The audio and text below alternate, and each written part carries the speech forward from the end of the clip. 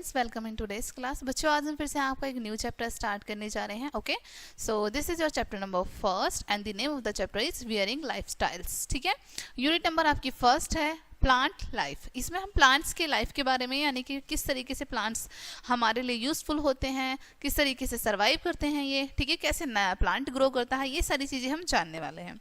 Okay, चलिए start करते हैं। Plants are the key to life on the earth. Plants क्या है, हमारी अर्थ पर हमारे जीवन जीने की एक चाबी है, एक की है।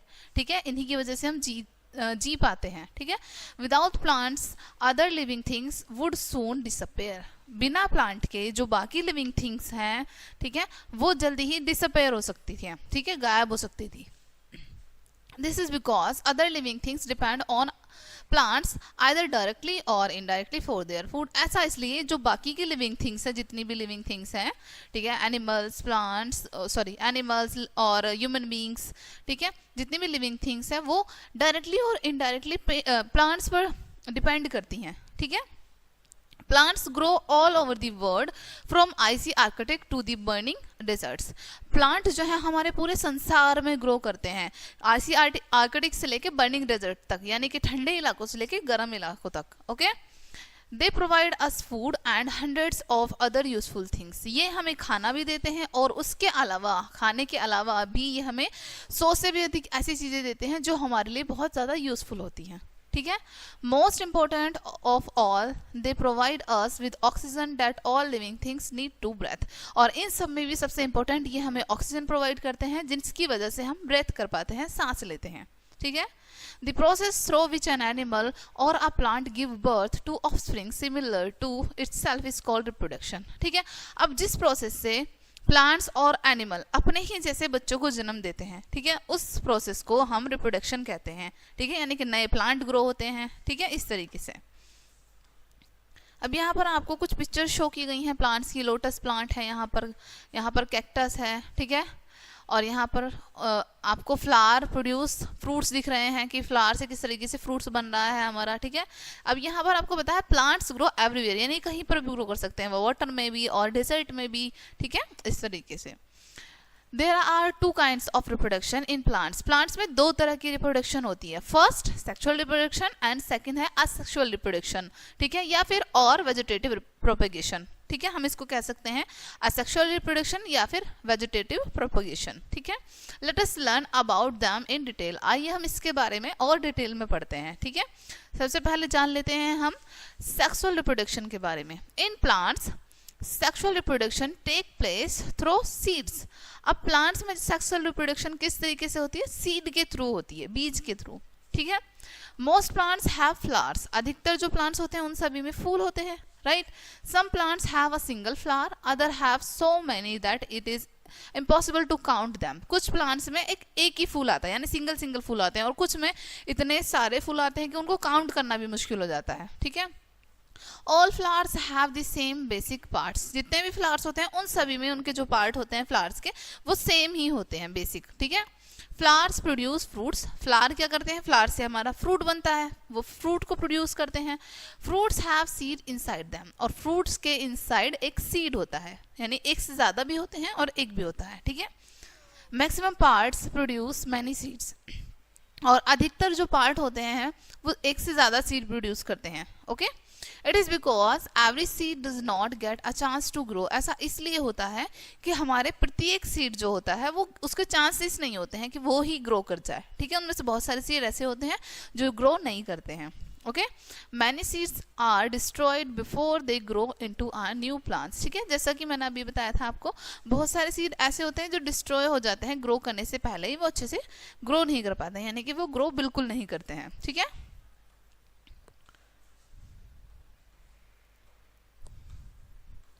Some seeds are eaten by birds, rats, squirrels and other animals। कुछ seeds को हमारी birds, rats, ठीक है, squirrel और अदर एनिमल्स ईट कर लेते हैं, खा लेते हैं। Some seeds are swept away by the wind or rain। कुछ सीड्स हमारे हवा चलने की वजह से और बारिश की वजह से दूर चले जाते हैं मदर प्लांट से। ठीक है। Some seeds do not grow well, और कुछ सीड हमारे बहुत अच्छे से ग्रो नहीं कर पाते हैं, ठीक है।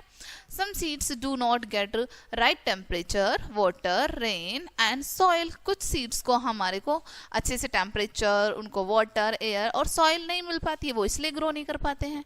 Therefore plants produce many seeds so that at least some of them may be able to grow into new plants, इसलिए प्लांट्स जो है बहुत सारे सीड्स को प्रोड्यूस करते हैं ताकि उनमें से कुछ सीड एबल हो जिससे कि वो ग्रो कर सके, ठीक है, एक नए प्लांट में। एक्टिविटी करनी है अब आपको यहाँ पर।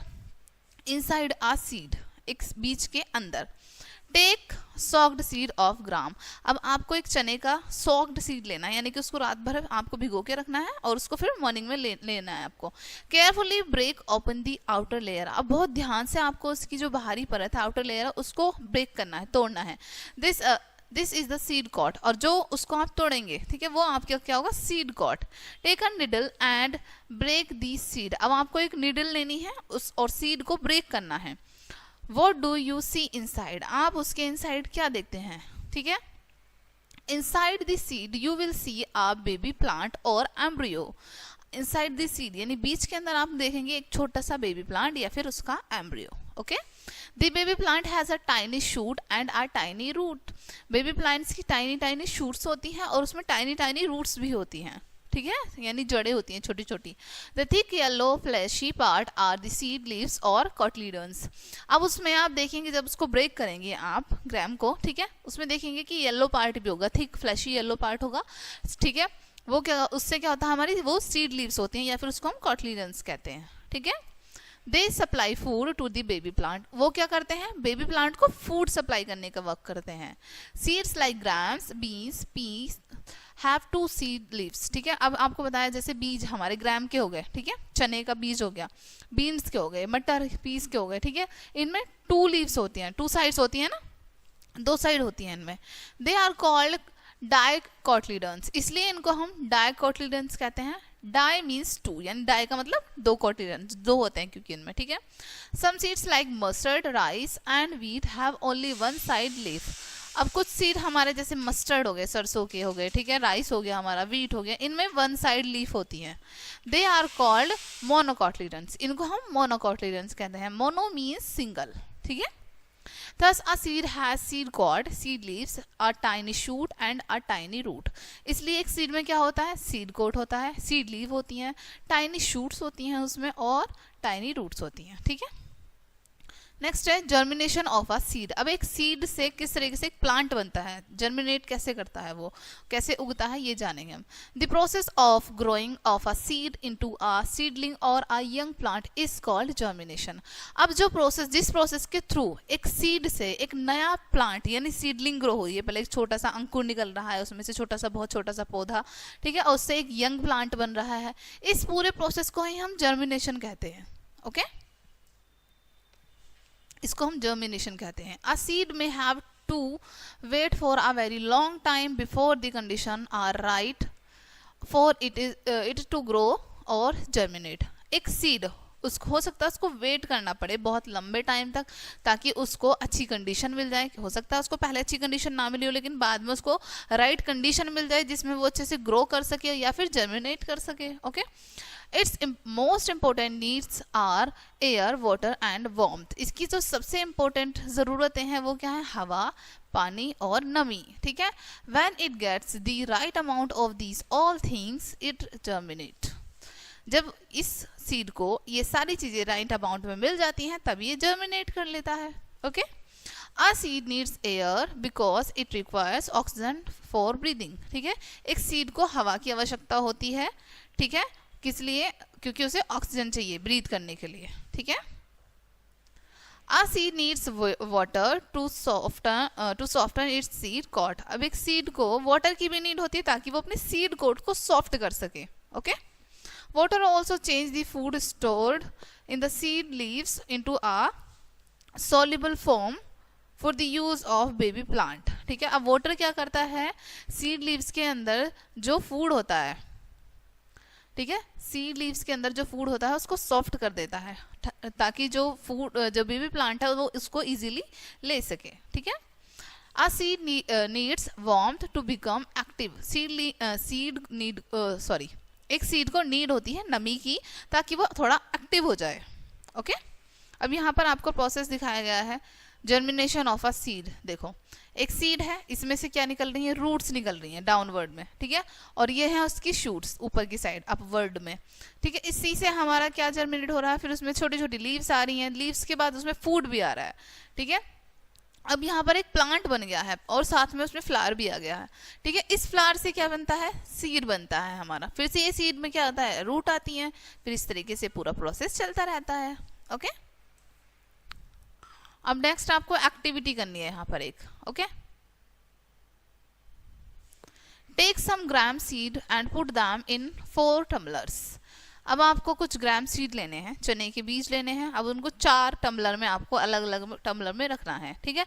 Observe the tumblers each day and note down record of the growth of seeds. अब टम्बलर को आपको रोजाना ध्यान से देखना है, ऑब्जर्व करना है और उनमें क्या चेंजेस आ रहे हैं वो रिकॉर्ड करने हैं, ठीक है.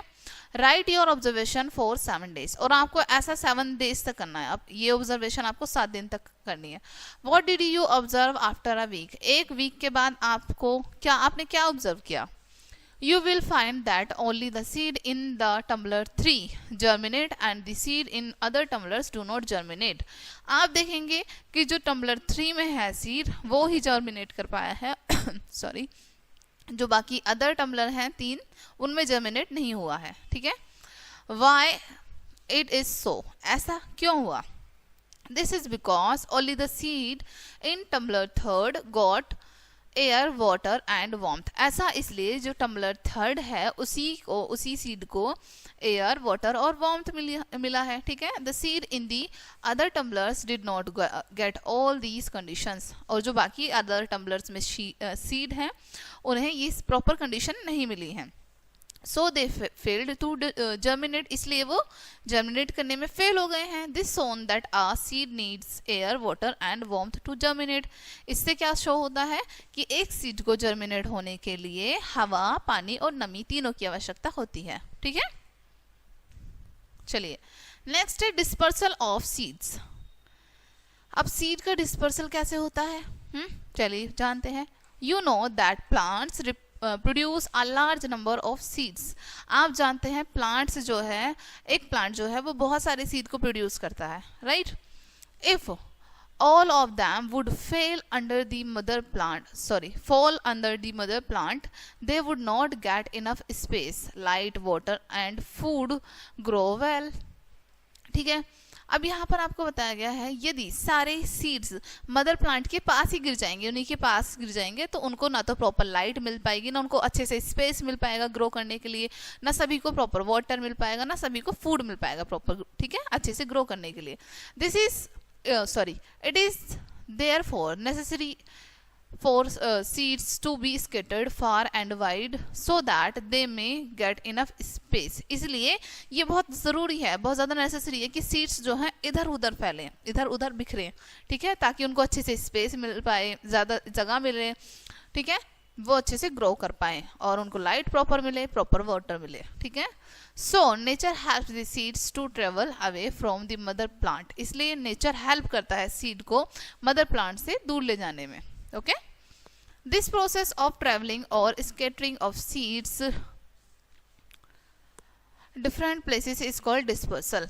अब ये जो प्रोसेस होता है, जिस प्रोसेस में सीड्स एक जगह से दूसरी जगह पहुंच जाते हैं, इधर उधर बिखर जाते हैं, ठीक है, इस प्रोसेस को हम क्या कहते हैं, डिस्पर्सल ऑफ सीड्स, ठीक है, dispersal. Many seeds have special features that help them to reach new places, ठीक है. बहुत सारे सीड में कुछ स्पेशल फीचर्स होते हैं, ठीक है, जो कि खुद से ही स्केटर हो जाते हैं वो, ठीक है, न्यू प्लेसेस पर पहुंच जाते हैं. Natural agents such as wind, water, animal and explosion help them in dispersal. अब नेचुरल एजेंट्स यानी कि जो प्राकृतिक होती है, हमारी प्रकृति जो होती है, ठीक है, उसी के एजेंट जैसे हवा हो गई, पानी, एनिमल्स, ठीक है, एक्सप्लोजन, ये सारे खुद से होके इधर उधर सीड्स फैल जाते हैं इन सब से. Let us learn the role of these natural agents in the dispersal of seeds. आइए हम इन नेचुरल एजेंट्स के बारे में जानते हैं कि इनका क्या रोल रहता है सीड्स को इधर उधर फैलाने में. ओके अब देखते हैं wind. Seeds of plants such as orchid mother, cotton, dandelion and maple are dispersed by wind. अब कुछ प्लांट के सीड्स यहाँ पर आपको बताया, जैसे ऑर्चिड हो गया, ठीक है, मदर हो गया, कॉटन हो गया, डैंडलियन हो गया, ठीक है, ये सीड्स, इनके जो सीड्स होते हैं इन प्लांट्स के, वो इधर उधर फैल जाते हैं, ठीक है, हवा की वजह से. Okay, these seeds have wings of hair that help them float in the air. ठीक है, they are also very light. अब ये जो सीड्स होते हैं इनमें विंग्स होते हैं छोटे छोटे से, जो जब हवा चलती है उनके साथ ये फ्लोट होके चले जाते हैं, उड़ जाते हैं, और ये बहुत ज़्यादा लाइट वेट होते हैं. So wind carries them easily from one place to another. इसलिए हवा इन्हें एक स्थान से दूसरे स्थान तक आसानी से ले जाती है. Water, seeds and fruits of some plants like lotus and coconut are dispersed by water. अब कुछ प्लांट्स के सीड्स, जैसे लोटस हो गया, कोकोनट हो गया, ठीक है, ये पानी में होते हैं, ठीक है, पानी में ग्रो करते हैं, तो वहीं पानी के साथ ये पानी में बह के एक जगह से दूसरी जगह पहुंच जाते हैं. These seeds and fruits have special features that help them float in water. In seeds में और इनके फ्रूट्स में कुछ स्पेशल फीचर्स होते हैं जो कि पानी में डूबते नहीं है, जिस वजह से ये पानी पे तैरते रहते हैं. ठीक है, for example the lotus fruit is spongy. Lotus का फ्रूट जो होता है वो काफ़ी ज़्यादा स्पॉन्जी होता है. The coconut fruit has a fibrous wall that help it to float. ठीक है, अब जो कोकोनट फ्रूट होता है उसकी वॉल जो होती है वो फाइब्रस होती हैं, जो कि हेल्प करती है उसको फ्लोट करने में, तैरने में. It can float and travel 1000 of kilometers in the sea without getting destroyed. ठीक है, अब ये इससे क्या होता है, ये हज़ारों किलोमीटर दूर तक तैर के जा सकता है और इसको कहीं से कहीं तक कोई भी नुकसान नहीं होगा. ठीक है, ये डिस्ट्रॉय नहीं होगा. यहाँ देखो, सीड डिस्पर्स्ड थ्रू विंड. हवा की वजह से कैसे डिस्पर्स हो रहे हैं सीड. यहाँ पर देखो, ये डैंडलियन सीड है, ठीक है, कॉटन सीड है यहाँ पर, ओके, ये इनके विंग्स हैं, ओके, ये हिप्टेज सीड है. ओके, यहाँ पर भी आपको प्रोसेस शो किया गया है. Seed disperse through water. Water में कैसे हो रहे हैं. ओके, नेक्स्ट है एनिमल्स के through. Seeds and fruits of some plants are dispersed by animals and human beings also. कुछ plants के seeds, ठीक है, और कुछ fruits के seed disperse हो जाते हैं.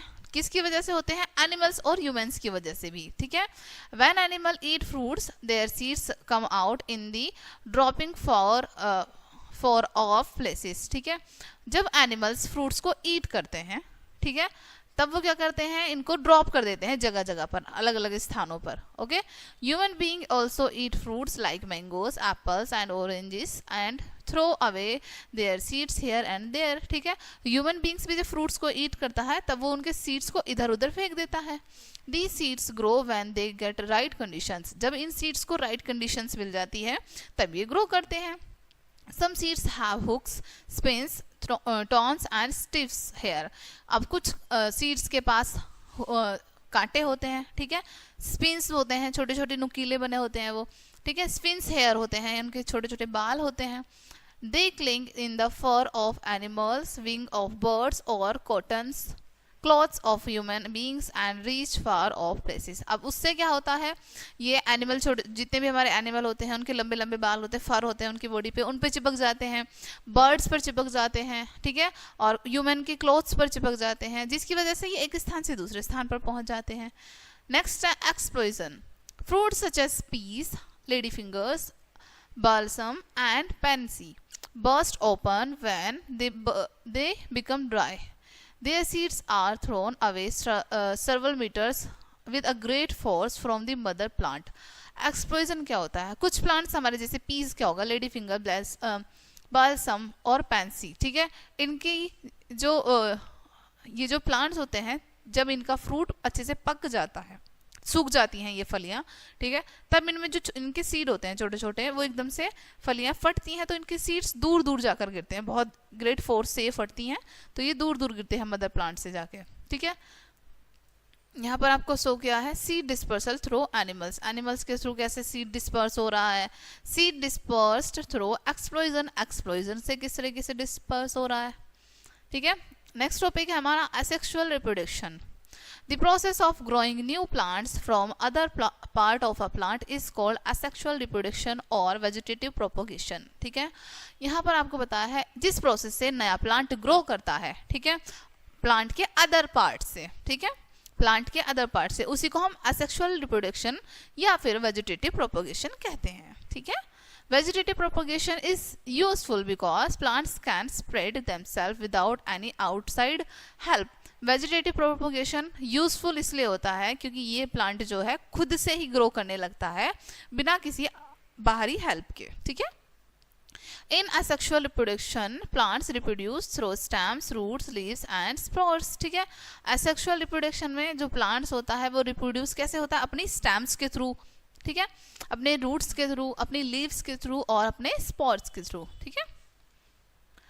Plants such as rose and sugarcane are grow by stem cutting. अब कुछ plants जैसे हमारा rose है, sugarcane है, ये grow करता है हमारा stem काट कर, जब हम उसकी stem काट देते हैं।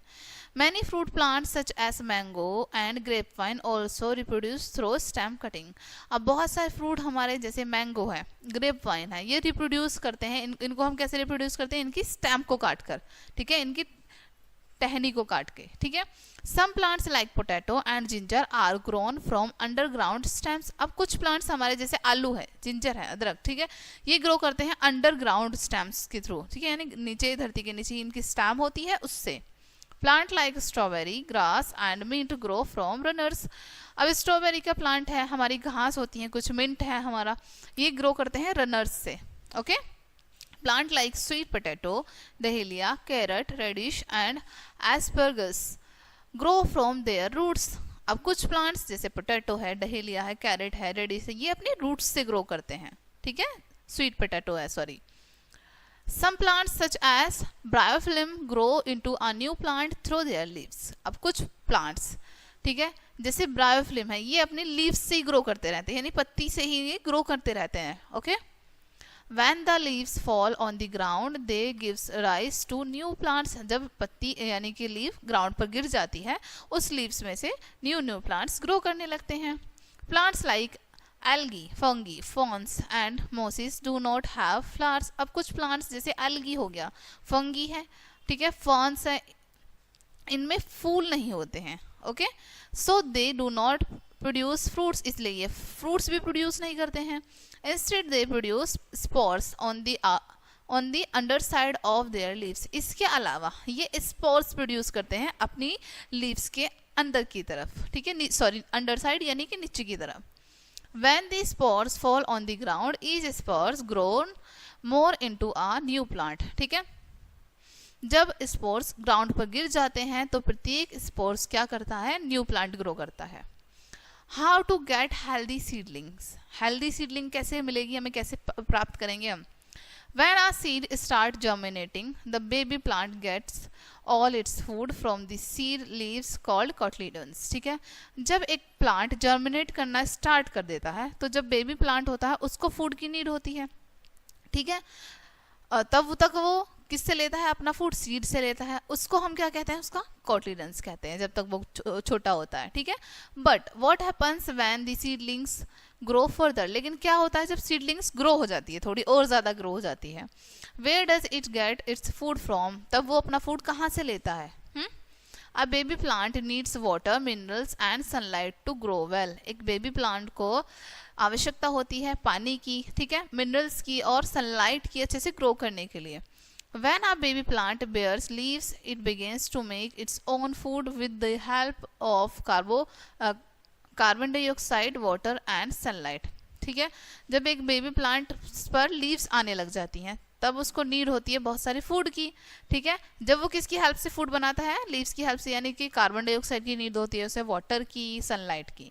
इसी प्रोसेस को हम क्या कहते हैं, photosynthesis. This process is called photosynthesis, ठीक है। Do you think all seedlings grow equally well, क्या आपको लगता है कि जितने भी सीड्स होते हैं वो इक्वली ग्रो करते हैं, सारे सीड्स ग्रो कर जाते हैं, जितने भी सीडलिंग्स होते हैं। Even if the condition for growth are the same, यहाँ तक जब कंडीशन सेम हो, यानी कि सभी को वार्मथ भी मिल रही है, एयर भी मिल रही है, ठीक है, और वाटर भी मिल रहा है, यानी सारी कंडीशंस मिल रही हैं, उसके बाद भी क्या सारे सीडलिंग्स ग्रो करते हैं। No, all seedlings do not grow well, नहीं, जितने भी सीडलिंग्स होते हैं एक साथ सारे सीडलिंग्स ग्रो नहीं करते हैं। This is because quality of the seeds differ from each other. ऐसा इसलिए होता है कि जो सीड्स की क्वालिटी होती है वो एक दूसरे से अलग अलग होती है, ठीक है। Seeds of some crops like wheat, peas, maize, gram and jowar are sown directly in the field. अब हमारी कुछ क्रॉप्स के सीड्स जैसे कि गेहूं हो गया, ठीक है, मटर हो गया, मक्का हो गया, चना हो गया, ज्वार हो गया, ये सब को हम डायरेक्टली सोन करते हैं, यानी डायरेक्टली बो देते हैं अपने खेतों में। But seeds of some crops are vegetables like paddy, tomato and brinjal seedlings are grown first in special nursery beds. लेकिन कुछ सीड्स हमारे जैसे पैडी है, टोमेटो है, ब्रिंजल है, इनको पहले हम एक स्पेशल नर्सरी यानी एक स्पेशल जगह पर लगाते हैं इनकी सीडलिंग्स को, ठीक है। Then their seedlings are planted to the main field। उसके बाद इनकी सीडलिंग्स को जब ये थोड़ा ग्रो करने लग जाती हैं तब मेन फील्ड में लगाते हैं, ठीक है। This is known as transplantation. इसको हम क्या कहते हैं? ट्रांसप्लांटेशन, ठीक है। इसी प्रोसेस को हम क्या कहते हैं? Transplantation. When the young seedling grow in the field, the farmers take out those seedlings that do not show healthy growth। ठीक है, जब ये सीडलिंग्स ग्रो करने लग जाते हैं फील्ड में, तब फार्मर को इन सीडलिंग्स की देखभाल करनी पड़ती है, ठीक है, और बहुत ज़्यादा ताकि ये बहुत ज़्यादा, एक बार फिर से रीड करते हैं, okay. When the young seedlings grow in the field, जब यंग सीडलिंग्स ग्रो कर जाते हैं फील्ड में अच्छे से, farmer take out the seedlings, तब फार्मर इन सीडलिंग्स को ले आते हैं वहां से, that do not sown healthy grown, जो कि यानी जो सीड्स अच्छे से ग्रो नहीं कर रहे हैं वो उन्हें निकाल देते हैं। In this way the farmer gets a healthy crop. इस तरीके से फार्मर को एक अच्छी फसल मिल जाती है, ठीक है। Rabi and kharif crops.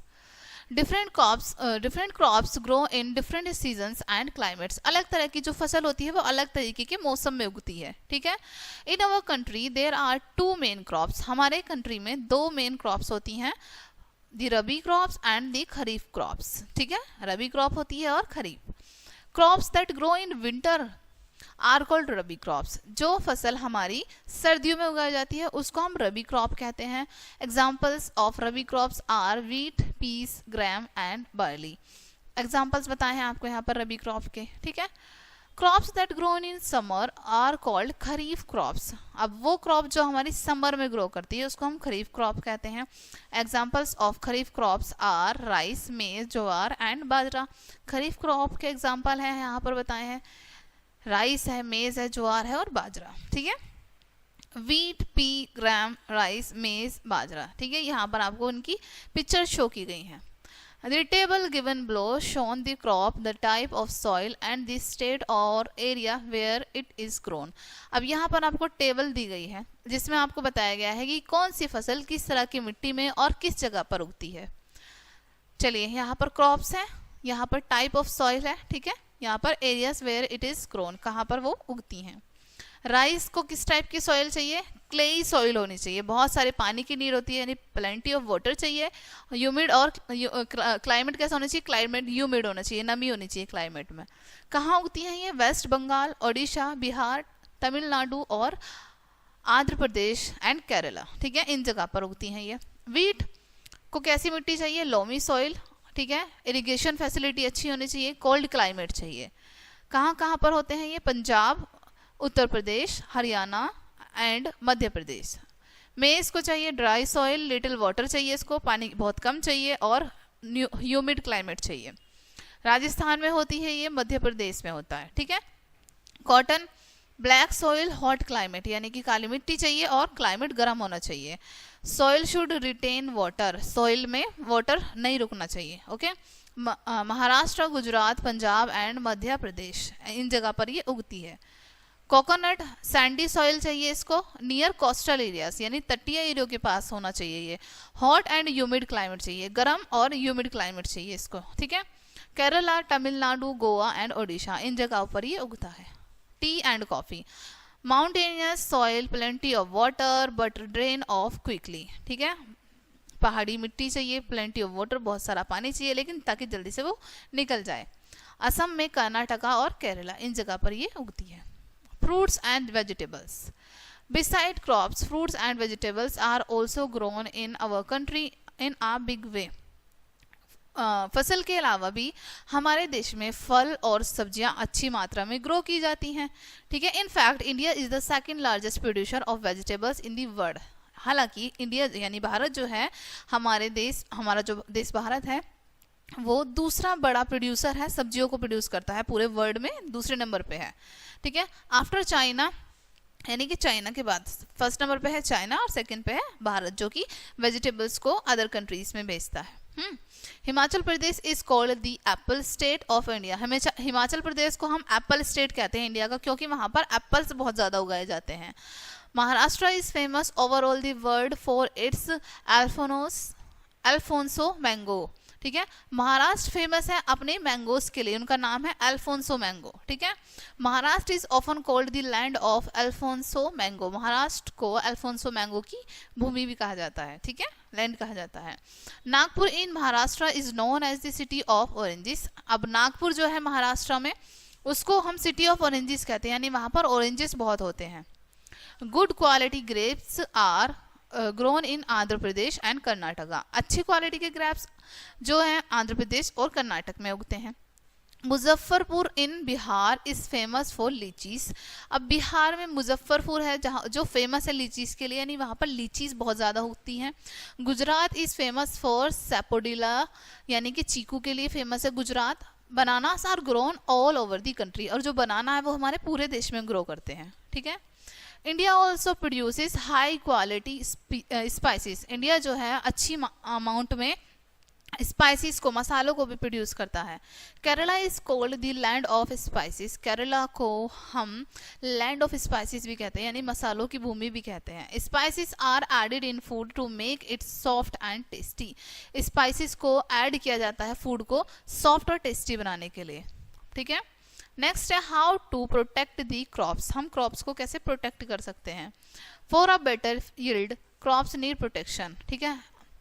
एक अच्छी फील्ड के लिए, एक अच्छे से ग्रो करने के लिए प्रोटेक्शन की नीड होती है क्रॉप की, ताकि वो अच्छे से ग्रो कर पाए, ठीक है। वी शुड, अब हमें क्या करना है, क्या क्या चीजें करनी है।